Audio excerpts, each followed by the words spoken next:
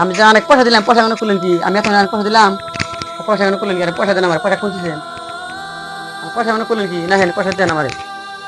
আমি এর তো পয়সা তো কইছিলাম তা আপনারা ভিডিও দেখবেন না, আপনারা দেখবেন না বলে তার জন্য আমরা এই অভিনয়টা করছি। খারাপ পায়েন না, রোজার মাস সবেই মানুষের দেখেন তোমার ক্যামেরাম্যান চাইবে হো অবস্থাটা দেখো একবারে। বর্তমানে একবারে ঘরে বসে আপনারা যদি সহায় না করেন তাহলে কিন্তু এই মানুষটাকে বাঁচানো খুবই কষ্ট হইতেছে।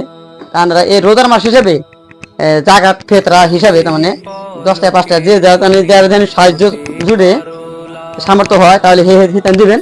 আর তাহলে ভিডিওটা প্রচুর পরিমাণ শেয়ার মেরে দেন যাতে ভিডিওটা ওনার সব জায়গায় পৌঁছে জায়গা। আজকে রোজার মাসে আমরা ভিডিও করতেছি যাতে এই মানুষটা আমার বাসা নেই। দেখেন একবারে গরিব মানুষ, নাই বলতে কিছু নাই, 10 জনের চা খাইতো।